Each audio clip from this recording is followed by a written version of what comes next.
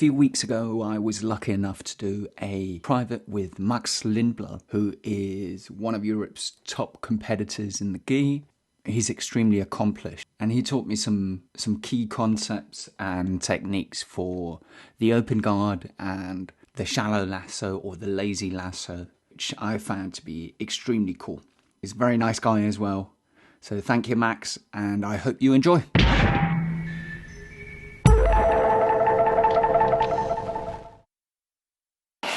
Basically, there's 3 levels of the open guard. So when you're kneeling, when you're half kneeling, and when you're standing. Yeah. And there's 3 main grips. Either I make the double sleeve, and make one sleeve, and then one hand in the collar, or one sleeve and one hand grip. It's always going to be depending on how you're moving and what I'm going to do. We're going to start off with 2 super simple techniques, but it's kind of the basics. It has all of the movements you need for the open guard. Yeah. So all the hip movements, the stretching on the foot, on the hip, and so. Yeah. So put the fingers in. Don't leave the thumb in because you can't leave the thumb in, but you hang in the gi. Yes. Okay. And you don't need to squeeze. You're just hanging in the gi. Yeah, I can feel the. So here. I don't play with both feet on the biceps, but just for the start of it, to create the movement we need to do. So I'm gonna move one foot out to the side and move my hip to the other side. Yeah. And from here, I'm gonna throw the shallow lasso. Now I'm gonna center my hip and come back to the beginning. Put both feet up, go the other way. Put the feet up, center my hips, and come back. Yeah. When I feel ready to sweep, I'm gonna let go of the foot from the lazy lasso. I'm gonna angle my hip out to the side, and I'm gonna put my feet down. Okay. Yeah, like when I'm sweeping here now, I don't want to sweep you to the side because I want your butt to elevate from the heels. Okay? If I don't get your butt to elevate from the heels, it's impossible to sweep you. So when I'm trying to sweep it all the way over here. Feel how your butt is sweeping. Now I can sweep it. Of course, I'm moving my leg there and I'm scissoring at the same time, but this is what creates the movement in the hip. Yeah.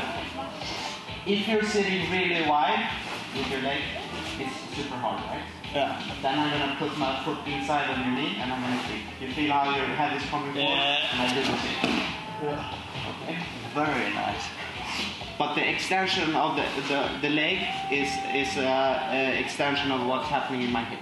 Yeah. Okay. If my hip is not moving, it's impossible to create the movement I want. Yeah. You see how my hip is moving, my leg is bent, and now when I'm sweeping, I'm extending the leg. Of course, I'm pulling the arm as well, but the main thing is getting your butt off the heels. And from here, in a perfect world, I will pop the foot off the bicep and I will try to get up. Usually it turns into some kind of scramble. You get some type of open guard, but in a perfect world, I mount you straight after the sweep. Or I slide my knee on there and I'm into an armbar, but reality, not so much. Okay. You could you show it one more time? Because you kind of taught this foot a bit, like when you're doing it. So also the placement of the foot. So when I say I place my foot on the biceps, okay, of course I place the foot on the biceps, but I want it in the crook of the arm, right? Yeah. And I want the outside of my foot like this, like sharp in the arm. Yeah. I'm not standing like this. No, you see? Yeah, some people have them flat, and you're sort of sideways. You feel it's another because you get different angles. Yes. But now when I change, it turns. But this is what I was feeling. This feels different because your knee's straight, but your foot is kind of pointed different. Yeah. So start off, I try to really find the crook of my arm with them. Stretch, kick through, just put it lazy. And I like to have the heel in front of the shoulder, kind of almost. And pointed in the outwards. This is what makes it so freaking hard. And you don't really need the tension, because usually what I'm doing, I'm pushing into you. You can just leave it there like that. Lazy Lasso. And whenever you feel ready, just circle the foot out from the saddle. Change the hip all the way. Put this leg on the outside. Like that. And then like that. You see, when I elevate off when my ass comes off from my knees, my heels rather, you feel how my posture is easy. Now when you scissor this and continue sweeping through. But if you feel me basing out, you try to do the same thing. So keep a really wide base and you try to do Lazy Lasso. You feel it's really hard to get the top off my hips. But as soon as you kick there, you see how my head's coming up? Yeah. I feel it coming forward and my butt elevates from my heels. So so I have to circle the lasso out and sort of do it, and create a moment in the hip. You see, when the hip is moving, when the extension of leg is coming, then is when the sweep is starting. Yeah. If there's no movement in the hip, it's just usually. So if there's no movement in the hip, first you don't get the angle, and you're just sweeping me like this, which is impossible when I'm sitting down. Yeah, and it's not strong. But when it's coming like this, then you have the momentum and the talk to do a couple of times more, and then we do just for you to get the feeling of it. Since you record it, there's no need for us to. You feel? Yeah. I feel it's a good detail that it's not going sideways, but sort of at a 45 degree. That makes the it's easier to follow through with the leg as well. Yeah. Because if you're just moving sideways, you're moving. Yeah, you're kind of stopping yourself when you're going that way. It's that's also one thing I forgot to mention. Try to avoid flaring the elbow, okay? Because this stops your own movement. Pull the elbow under you. Okay. So in a perfect world, sometimes you get off, but you want to, because this now can continue sweeping there. Okay. It's almost. Have you done the butterfly sweep? Of course you have. Yeah. Don't flare the elbow, right? No. Yeah. Yeah, it's actually one of those things that's really hard to teach beginners. It's that you want to go.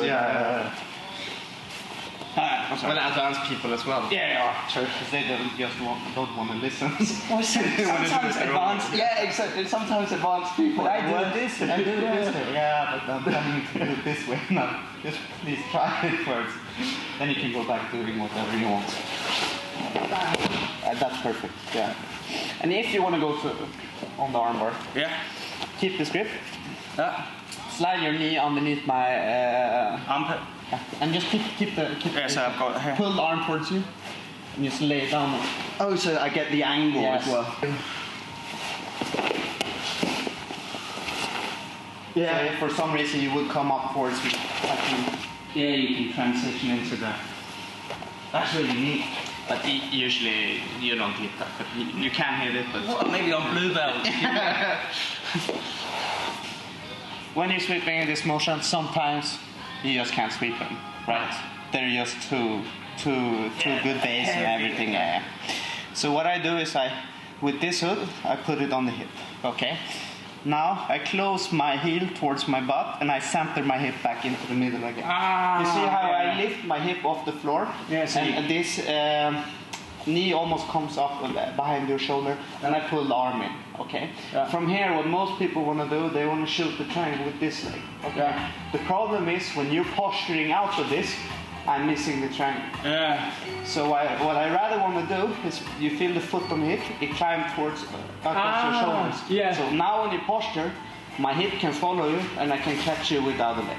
Oh, that's cool.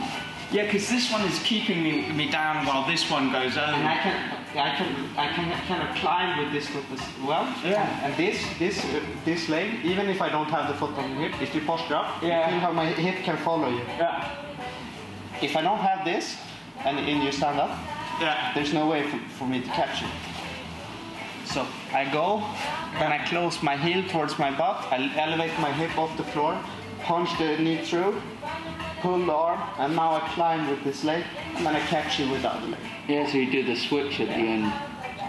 Usually this is also good, because usually when the triangle is coming, they try to look the other way, give away the omoplata. What this does, it kind of catches you in your face as well. Yeah. So you kind of force them a little bit in the face at the same time, turning them into the triangle. I see. And I really like climb with this leg. Yeah. And it makes it really good when the guy is standing tall, even if he's up on his feet. Because then you kind of climb on the, like a salmon jumping up the stream, you know, with the leg. That is the most Swedish reference I've ever heard. Nobody in Denmark would have said that. No. So we're here. I shoot this out. I can't get it. No. And then put it on my hip. I put it here. Yeah. So you try to go. Yeah. The more you go here, the harder you can close the foot. Elevate your hip off the floor. And then pull the arm in. Yeah. So I go up. Yeah. That goes there. And now you catch me with this leg. And then I go. Yeah. I like that. It's kind of opposite of what I wanted. Yeah. We usually want to shoot with the other leg. When you show this to people. Yeah, it seems counterintuitive because you're changing direction, but it really makes sense with that because you can feel that you've got. Look. If I'm standing tall, okay. Yeah. Shoot with this foot. Yeah. It's so far. But if you go without the leg, go across. Oh, I can feel that. You can. Yeah. That's a really good detail. Especially if you're trying to off-balance me before. Yeah, if I do that. And now try to shoot with this leg. Yeah, I can feel it. But when you climb with the other leg, boom. Yeah. So you pull down, you go up. That's really neat. That's a really cool detail.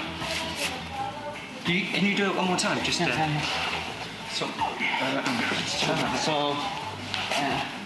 the harder this is, the easier to. You can see how high my hip is off the floor. Even when I'm trying to. Yes, it's easy to catch it. But if I do the opposite, it's hard. Gonna, okay. Obviously, people get it to work. I'm not saying it doesn't work shooting this way. No. I'm just saying this has more potential of climbing. And I can catch it even though if you're trying to give the omoplata, force the omoplata, is that here I can catch it. Yeah. You see? Back. I can. Yeah. But I can really feel my posture being broken. Yeah. There, that doesn't work. Close the heel. I pull, and you just pull this as close as. So the hip here, you kind of your hip is kind of off to the side. Now you want to center your hip at the same time. And then go. Yes. Go over. Usually I go here, boom, and the guy's turning away, and I usually go over all the way. Okay, yeah. So you just goes. Yes, and the heel downwards. Yeah. It doesn't really break your posture. It's hard to sweep with. Yeah. Then I search for this, obviously, like everybody does. But I have a little bit different grip than most people from the Omoplata. Yeah. So what I try to do, this hand, I'm controlling your hand. I'm gonna let off so you can see. I want this hand in the neck, like this. Yeah. Okay. Because what this does is it frees my other arm. Usually for me, the fight with Omoplata. Yeah. Is this? No, it's me sitting up. Okay. If I can get up to the sitting position, I can finish it. Okay. The problem is you probably won't let me getting up, right? You're pushing into me, you're standing up and everything. Yeah. But what this grip in the neck does, it kills your posture, but it frees this up. Yeah. So usually when you try to sit up with other grips, it's really hard, right? Yeah. Look at this arm now. Yeah, I so can you put the elbow to the floor, close. I can put the hand to the floor, and I can start sitting up. So this works really good when the guy is standing up as well. And if you try to sit into me, I can do the backwards rolls. It's super easy for me to, if you roll forward, to continue chasing you with this neck grip. Go there, and you go. So usually I start from you have This one like through here. So what I'm gonna do from here, I'm gonna start posturing up. Yeah. So this hand is usually hard to catch because you see how tight your grip is. Yeah. So what you do with this hand, you punch it towards the ceiling. So see what happens back here? No? Oh, I open up, I see. Yeah, flat in the And then I can... Okay. Now you can put this hand to the floor and you can start sitting up. And then and usually when you get up to the sitting position, you're probably gonna finish it. The fight is for me. It's getting to the sitting position. If you have a conventional style of having one in the collar and controlling the hand or whatever, sitting up is the problem. So not finish the position, but rather getting to the sitting position where you can actually attach the lock. Yeah, it's also like it's a major problem when you're on the smaller side. Like bigger guys, they just sort of stand up and shake you off. Keep it in the collar and then the neck grip. Yeah. And then also, you've probably seen all of these kind of things, but if you get your arm here, I usually have an angle for this foot to fish behind your far leg when you start standing up. Yeah, so you can start doing all of this. Now they're not so inclined on standing up anymore because this creates pressure in the shoulder, killing everything, and usually makes me able to sit up. Usually what happens is they try to roll because they know but I still can follow them with that. Can I try? So, if I before you stand up, before you sit up, if you lie down, isn't there like a risk that if I go a step over? That's one of the hidden secrets with this grip. What do I need to do to get this grip? I need to stretch the hand towards the. Oh, so precisely, right? Yeah. And when you try to step over me, that's the defense, right? Yeah. My arm is in the way. So it blocks it that way. Right, and then I go for the thing. Okay. So that's one of the, it has many hidden secrets. One that kills the posture. One, it makes it harder to step over when I'm, because I need to do this to be able to reach here. Yeah, okay. I'm not going to be able to. No. So I need to. Yeah. And this kills when you try to step over. Yeah, if I try to do this. Okay. Because usually that doesn't happen in the end of the position. It's just when I catch it. Yeah. Right? So when I catch it, boom, I go boom, boom. Yeah, I see. And if you don't step over before I start sitting up, you're not going to be able to. No, then your body kills that. And if we're like here, we've been here for 2 minutes, it's not like you're going to start stepping over now. No. It's usually when I catch it, you want to step over all the way. So. Alright, could you try just showing me from the shallow lasso the whole sequence? Okay. Sorry. No, don't say sorry. Boom. So here. I don't manage to catch you, so and I start here, moving there. I let go of this hand. I go here. Okay. And get that. You start standing up. I punch the hand towards the ceiling. And that blocks the up the elbow. Get my hand to the floor. And then the arm. Okay. Very cool. That's usually how it looks for me when I catch it. And obviously there's going to be rolls. There's going to be trying to sit into me. I'm trying to catch his far leg. Scrambles.